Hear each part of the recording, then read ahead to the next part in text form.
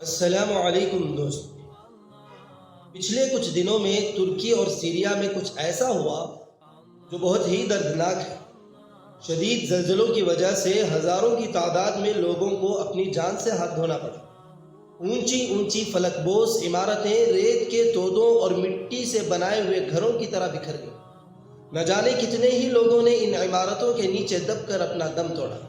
تقدیر کچھ اس طرح پلٹی کہ دنیا بھر کی مصیبتوں اور آفتوں سے بچنے کے لیے جن گھروں میں پناہ لی جاتی ہے، وہی گھر اور وہی آشیانے کچھ لوگوں پر آفت بن کر ٹوٹ پڑے اور لوگ ان سے دور بھاگنے پر مجبور ہو گئے۔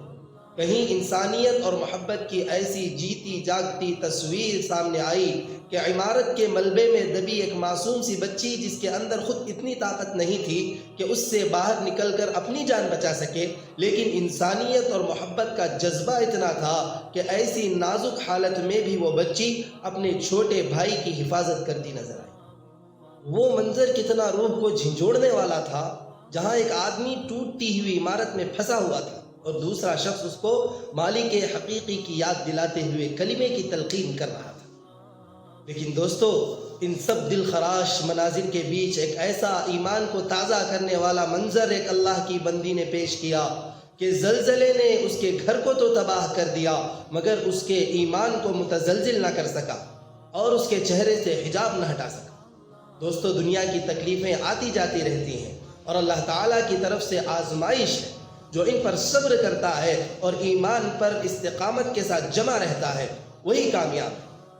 میرے بھائیوں، ان مشکل حالات میں ہمیں اللہ تعالیٰ کو یاد کرنا چاہیے اور اپنے گناہوں پر ندامت اور شرمندگی کے ساتھ اللہ تعالیٰ کے سامنے توبہ کرنی چاہیے۔ دنیا کا نظام تب بگڑتا ہے جب ہمارے اعمال بگڑتے ہیں۔ اللہ تعالیٰ کا ارشاد ہے، ظَهَرَ الْفَسَادُ فِي الْبَرِّ وَالْبَحْرِ بِمَا كَسَبَتْ أَيْدِي النَّاسِ لِيُذِيقَهُمْ بَعْضَ الَّذِي عَمِلُوا لَعَلَّهُمْ يَرْجِعُونَ۔ زمین اور سمندر میں لوگوں کے اعمال کی وجہ سے بگاڑ ہوتا ہے تاکہ اللہ تعالیٰ ان کے بعض اعمال کا ان کو مزہ چکھائے، تاکہ وہ باز آ جائیں۔ دوستو، یہ مصیبتیں زلزلوں کی شکل میں جو ہم دیکھ رہے ہیں، یہ ہمارے ہی اعمال کا نتیجہ ہے۔ یہ اللہ تعالیٰ کے غضب اور غصے کی ایک چھوٹی سی جھلک ہے۔ یہ وارننگ ہے ہمارے لیے کہ ہم سدھر جائیں اور اللہ تعالیٰ کی طرف رجوع کر لیں، اپنے پروردگار کی طرف لوٹ آئیں، کیونکہ اللہ تعالیٰ کے عذاب سے کوئی نہیں بچا سکتا سوائے اللہ کے۔ اس لیے ہمیں کثرت سے استغفار کرنے کی ضرورت ہے، اللہ تعالیٰ سے معافی مانگنے کی ضرورت ہے۔ جب تک ہم استغفار کرتے رہیں گے، اللہ تعالیٰ کے عذاب سے محفوظ رہیں گے۔